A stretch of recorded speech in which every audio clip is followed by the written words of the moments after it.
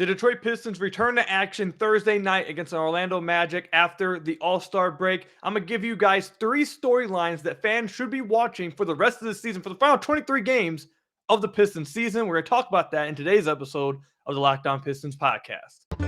You are Locked On Pistons, your daily Detroit Pistons podcast. Part of the Locked On Podcast Network, your team every day.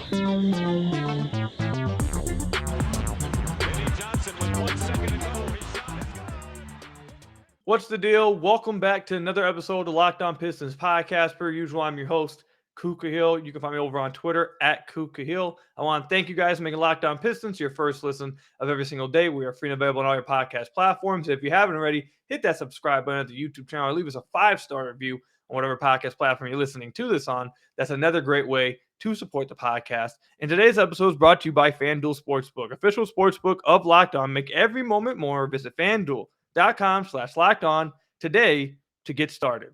So the Detroit Pistons will be returning from All-Star break Thursday night to face off against another young core team, a team rising up in the Eastern Conference in the Orlando Magic. It's going to be a fun game.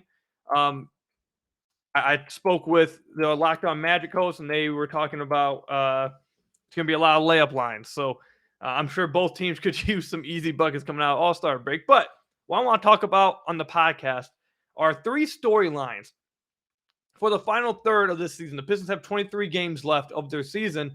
I want to talk about 3 storylines that each fan should be watching for the rest of this season. Now, I'm going to tell you guys now, I don't have Jaden Ivey and I don't have Jalen Duren included in these storylines because I feel like they've already pretty much proven that they were the right pick. They've both made major strides that we've talked about over the last week and a half of how well they've played over the last month or so. I think we all know that they've solidified themselves as pieces of the future, big pieces of the future, and core pieces. So I'm not going to talk about them today. We're going to go 3 other routes. So the very first storyline that I think every fan needs to be watching for is James Wiseman needing to establish himself as part of the future with the Detroit Pistons.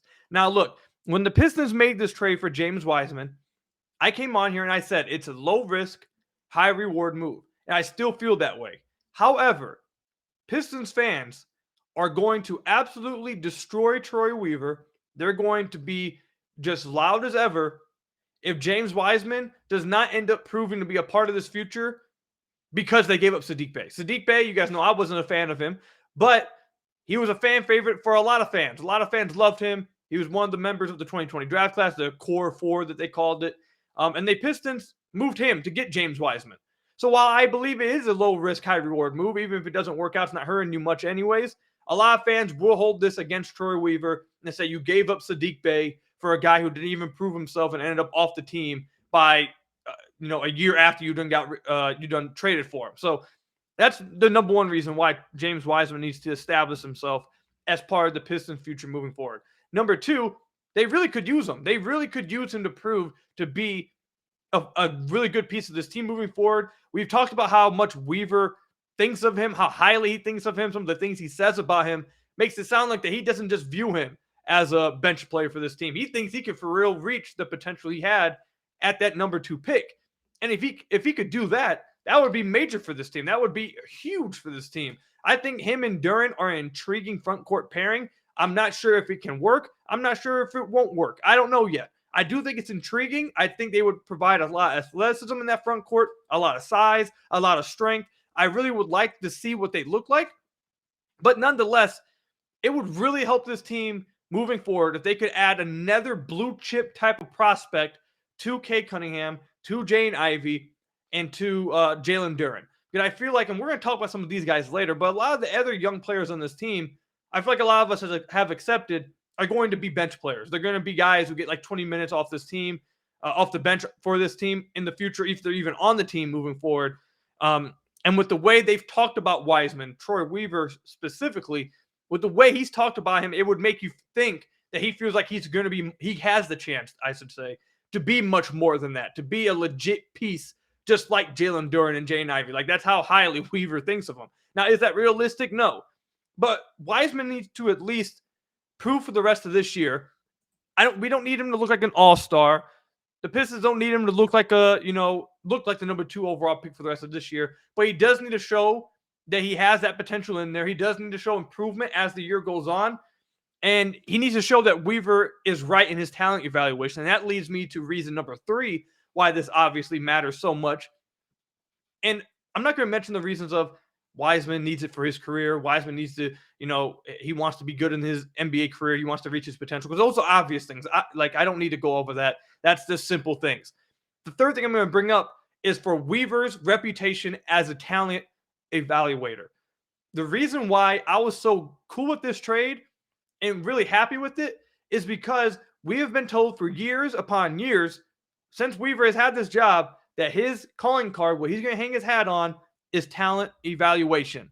Well, he went out and traded one of the guys that he thought highly of in Saddiq Bey in that 2020 draft class, a guy who I wasn't high on, but even still looking back on the draft, for someone who's not high on him, he definitely goes higher than 19th where he was drafted. So it was a good pick by Weaver at that slot. A guy that he was pretty high on, he went and traded him for Wiseman. And why do we need to be confident in that? Why do we need to trust that Weaver knows what he's doing? Because his calling card is talent evaluation. He's supposed to be a guy who's able to identify young talent, see that they have some kind of potential in there, and believe he can get it out of them. Now, it's already been in question as of late. People did not like the Killian Hayes pick, and after how he's played the last 2 weeks, people really haven't liked, or actually 3 weeks now because the All-Star break was this past weekend. So the way he's played the last 3 weeks, after I feel like some people were starting to be okay with it, it went right back down. People aren't cool with that pick. A lot of people are starting to be a little bit out on Isaiah Stewart. People are were questioning Kate Cunningham outside Detroit. We just had a redraft by FanDuel, our own very sponsor, that they had him going third behind Franz Wagner and Evan Mobley. So I feel like Weaver's talent evaluation, even though it's his calling card and I still trust it, I think he's done a good job, some people are starting to question it. And Wiseman by far is his biggest swing yet. Do I think there's not much risk to it? Yes. But that doesn't mean it still isn't his biggest swing. He's swinging for the fences with this one.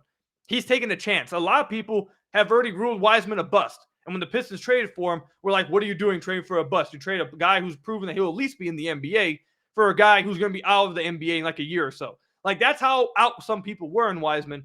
But Weaver is completely opposite of him. So if he's wrong on this, a lot of fans are going to say, how much can we really trust this dude's evaluation? And is he going to drive the Pistons into the ground with some of his talent evaluation? If he's right on this, fans will continue to be confident in Troy. You'll continue to see the hashtag trust in Troy trend all over the place. You'll continue to see that, and people will be confident about whatever the Pistons pick.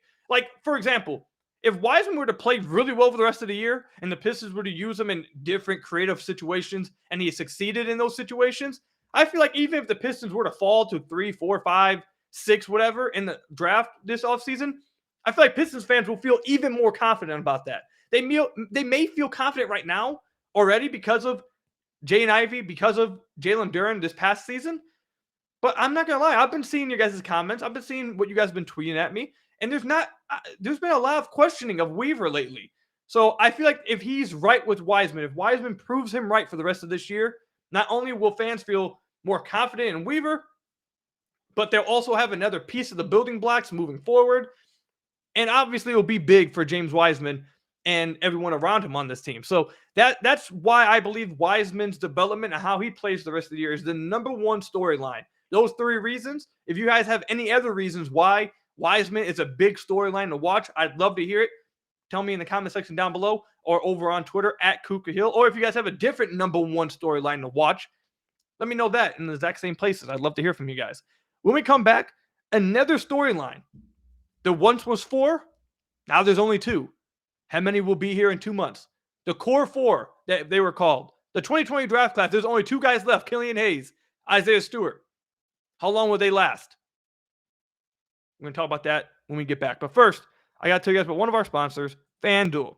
The midway point of the NBA season is here, and now is the perfect time to download FanDuel, America's #1 sportsbook, because new customers get a no-sweat first bet up to $1,000. That's bonus bets back if your first bet doesn't win. Just download the FanDuel Sportsbook app. It's safe, secure, and super easy to use. Then you can bet on everything from the money line to point scores to threes drained. A player prop that I'd really take my take advantage of the rest of the season is Jaden Ivey's assist. I think Jaden Ivey is going to be continuing to get better as a playmaker. He's been doing a really good job of it over the last month or so. That's a player prop I'd really take advantage of over at FanDuel. Plus, FanDuel even lets you combine multiple bets for a chance at a bigger payout with the same game parlay. Don't miss the chance to get your no-sweat first bet up to $1,000 in bonus bets when you go to FanDuel.com/lockedon. That's FanDuel.com/lockedon to learn more. Make every moment more with FanDuel, an official sports betting partner of the NBA. So I want to thank you guys again for making Locked On Pistons your first listen of every single day. We are free and available on all your podcast platforms. If you haven't already, head to the YouTube channel at Locked On Pistons, hit that subscribe button, or leave us a 5-star review on whatever podcast platform you're listening to this on. That's another great way to support the podcast. So like I said before, there was once 4 people. They were called the Core 4. The first 4 picks in Troy Weaver's time as the Pistons GM. Killian Hayes, Isaiah Stewart, Saddiq Bey, Saben Lee. Again, they were called the Core 4. Saben Lee was traded before this season. Saddiq Bey was traded 2 weeks ago. There's 2 left. Killian Hayes, Isaiah Stewart. The second storyline that everyone should be watching for the rest of the year is, will anyone from the 2020 NBA draft for the Pistons survive this offseason? Will they prove to be pieces of this team moving forward? That's a big storyline. It's almost number 1 for me. Because that is his entire first, Weaver, that's his entire first draft class. And there's already 2 gone. Now, he did swap Saddiq for a different guy from the 2020 draft class that apparently he was super high on anyway. So I guess if you want to count that as a 2020 draft class guy that he has from his first draft, I guess you could do that. I'm not going to. But there's 2 guys left. And both guys have had a very up and down season. So we're going to start with Isaiah Stewart. And look, up and down season. They've had moments where we've thought they've really turned the corner. They're proven to be legit pieces move forward. And then they both had spots this season where it's like, I don't think they may not even survive the offseason. So again, like I said, let's start with Isaiah Stewart. So for the first 32 games of the season for Isaiah Stewart, he missed 7 games during that span. So in the first 39 games for the Pistons, 32 games Isaiah Stewart played, he shot 36% from deep, and that was major in his development. Why is that? Because they don't view him as a 5. I don't view him as a 5. He's not a very good screen setter. He doesn't have the best hands at all. And he's not a good finisher around the rim because of his athletic inabilities. But he's a really good switching defender. He can switch 1 through 5 and play really well on the defensive end of the floor. He plays hard. He's physical. And if he could space the floor, that allows you to then play him on the floor offensively, not be, playing 4 and 5 or whatever, while also using the strengths he gives you defensively. So shooting is the only thing that I feel like he could really hang on to offensively, because I don't think he's going to become some lob threat. I don't think he's become some interior presence. I don't think any of that's going to happen. He's going to have to become an outside threat. And for the first 32 games of the year, he was proving all his doubters wrong. I was one of his doubters. I thought he'd shoot around 31% from deep this year. He was shooting 36%, close to 37% for the first 32 games of the year, on decent volume too. It was really incredible stuff. Not going to lie to you guys. I was incredibly impressed, and you can see that he put in a lot of work. He was 36%, 4.2 attempts. That's the up for the season. If he can play like that, he's part of the future. Probably not as a starter, but as a key contributor off the bench, if he can play like that, if that's who he really is. Not even just 36%. He could hover around 35% and still be a key contributor for this team moving forward. However, over the last 16 games, since the change of the new year, he is shooting 23% from deep. That's unusable. You can't. That's inexcusable, and you can't use that. Along with 23% from deep, he's shooting 41% as a big guy from the floor, 70% from the free throw line. It hasn't been great. He hasn't played very well at all since the change of the new year. Now, the good thing is, the final 2 games before the All-Star break, he was 3 of 4 from deep against Toronto, and then 4 of 6 from deep against Boston. So is he starting to come back around? Was he just in a slump? Was the shoulder injury actually hurting him a little bit more than they were leading on? Maybe so. Maybe he's coming around. Maybe he's healed up. Maybe he feels more comfortable. He really needed this All-Star break to get healthy with his shoulder. Maybe it was bugging him still. Maybe that's the case. Hope that's the case. However, if he can't get back closer to where he was over the first 32 games of the year from outside, and he really is closer to that 23% three-point shooter, it's going to be tough to see how he fits for the future. It's going to be tough. Now, do I think the Pistons would just move on from him? Probably not. But I think he would be available in trades. And I think they would be looking to upgrade in this offseason. He wouldn't be safe in this offseason. So these final 23 games are big for Isaiah Stewart. He needs to show that he's close. He doesn't have to shoot 40%. He doesn't even have to get to that 37, 36%. But if he was hovering around 35, high 34%, then I think they would be okay with that. And that would be a reasonable improvement to see. You just need to make sure that he's closer to the 36, 37% you saw in the beginning of the year, rather than being closer to the 23% you've seen over the last 16 games. That's big for him, and that's going to be a big deciding factor for his future with the Pistons, I believe, for the final 23 games of the season. Now move on to Killian Hayes. Look, you guys know how I feel about Killian. I'm a big believer in Killian. I love Killian Hayes. I really am. I'm such a strong believer in his potential, man. I think he can be a really damn good player in this league. And just like Isaiah Stewart, he's had an up or down season. The first 10 games of the year were dreadful.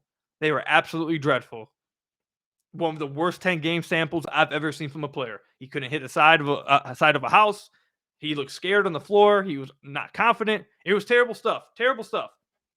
But then from November 9th all the way until January 19th, Killian Hayes, over a 34-game sample size, was averaging 12 points a game, 6.6 assists, 1.5 steals on 42% shooting, 34% from deep on 4.3 attempts, and 83% shooting from the free throw line. He was playing really damn good basketball.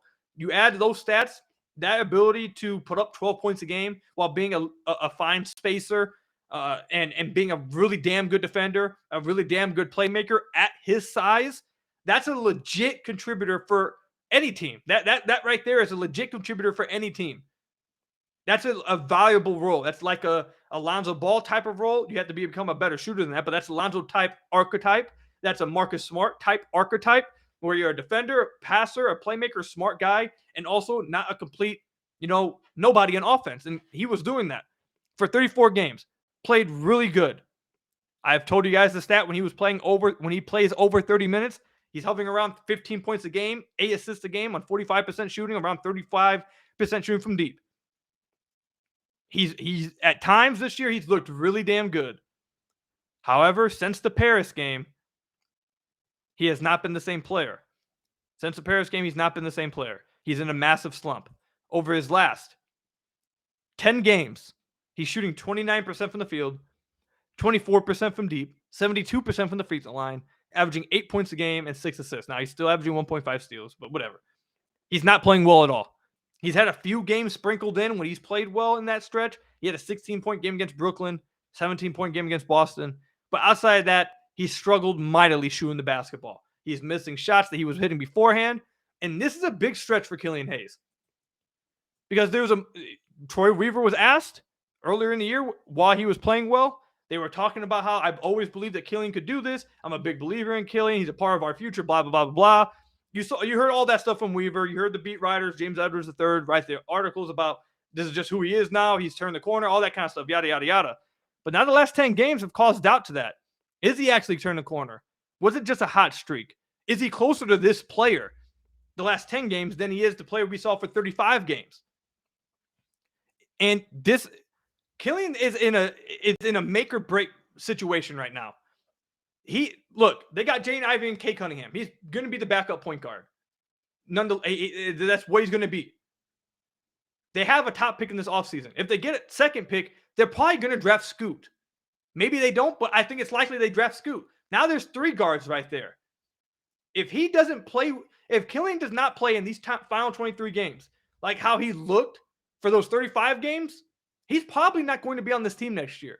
And if he isn't, or I should say, if he is, it won't be in a role that matters that much anyways. If he does play like how he was for those 35 games, for that 2-month sample, then he has a legit spot in this team moving forward.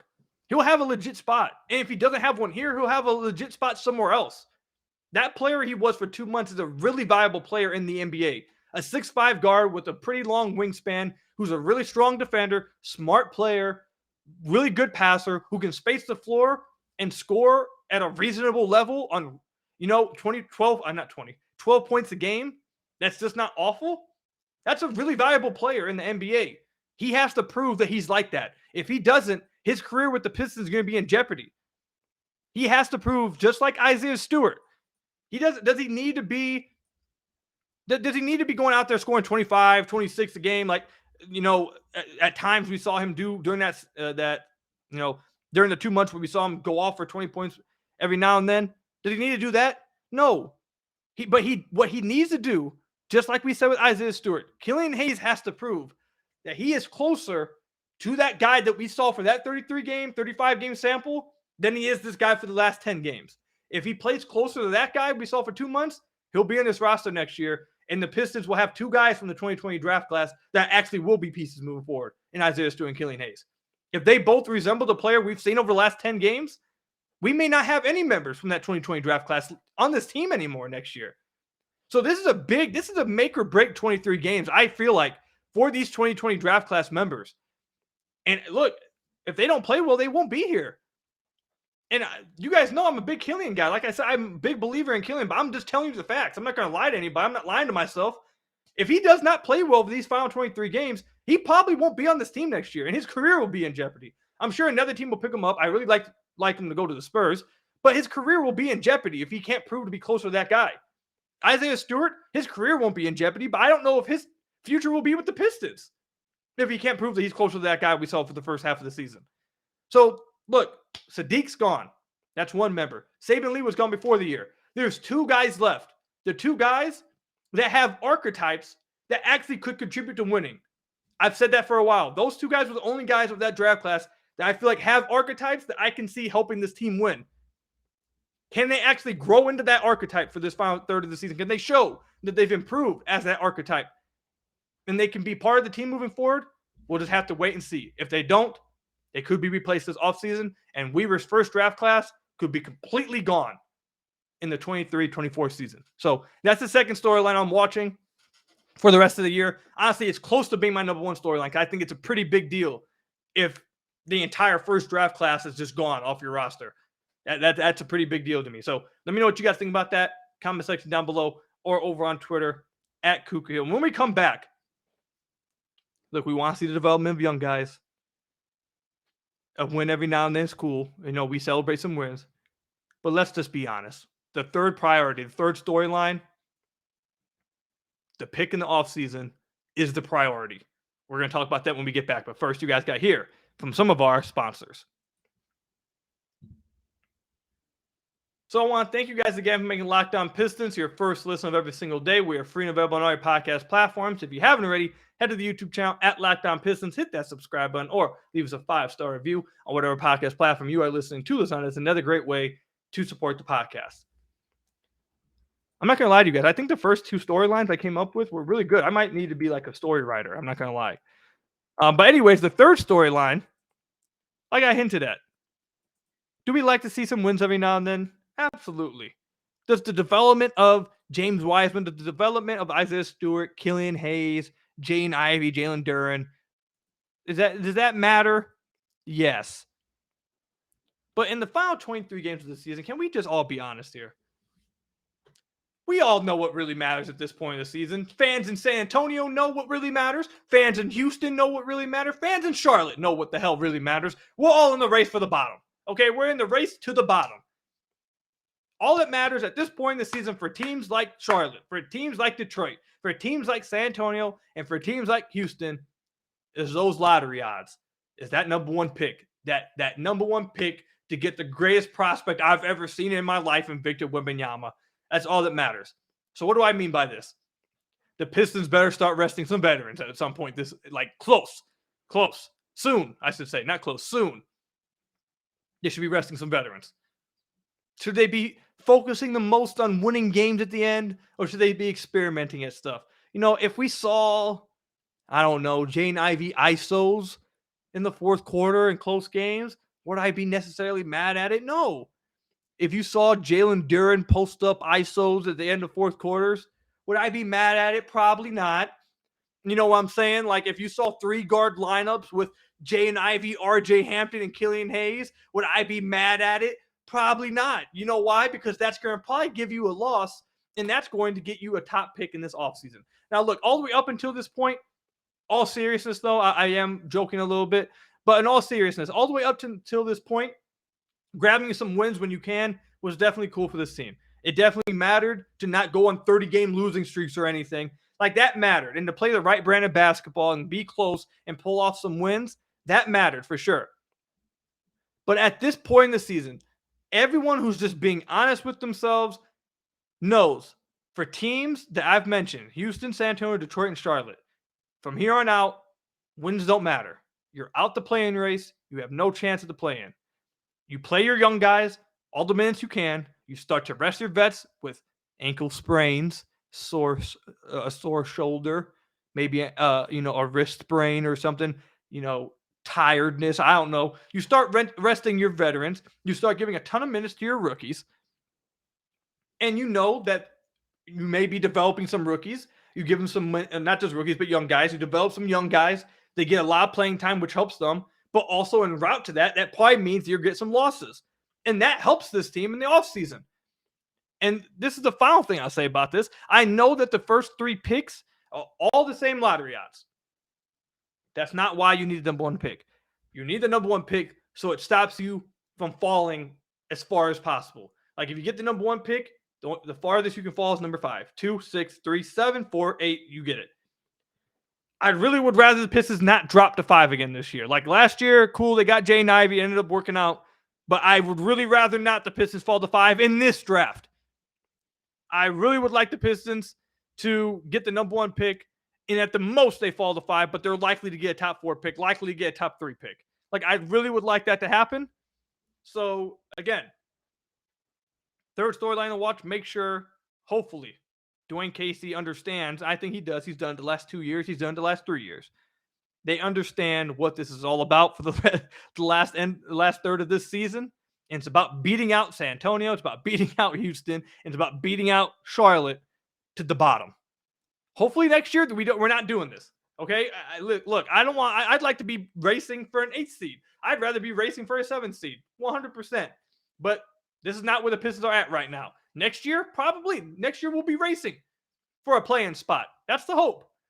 But that's not the case. We're still racing for the bottom of the NBA right now. We're racing for that Victor Wembanyama, okay? That's just the truth of it. If you don't like it, I'm sorry. You just got to face the music. That's just is what it is. To wrap up the podcast, what's a better way to cap it off by doing a Tankathon simulator? The Pistons have the third odds right now. Let's click Sim Lottery. The Pistons got number 1 pick. Oh my goodness. This is the one time. You guys know every single time I do these, we fall 5, 6, 7. Like, it happens all the time. First try. Detroit, number 1 pick. That's the kind of stuff I like. It goes Detroit, Indiana, Toronto. Toronto doesn't need a 3rd pick. They don't need no damn help anymore. I'm tired of them. They don't need another top pick. Indiana's number 2, I guess, but they don't really need it either. Number 1 Pistons. Hopefully that's what happens this offseason. But anyways, those are 3 storylines that I think that you guys should be watching for, that all Pistons fans should be watching the rest of this season, the final 23 games of the season. If I said a storyline, or if I did not say a storyline that you guys were thinking about, let me know what that is in the comment section down below or over on Twitter at Kuka Hill. I want to thank you guys for making Locked On Pistons your first listen of every single day. We are free and available on all your podcast platforms. Hit that subscribe button to the YouTube channel. Leave us a 5-star review on whatever podcast platform you're listening to this on. And until next time, I'll see you guys later. Go Pistons. Stay safe. It's an ice storm in Michigan. I don't know if all of you guys live in Michigan, but those of you guys who are in this ice storm, stay safe out there. And until next time, peace out.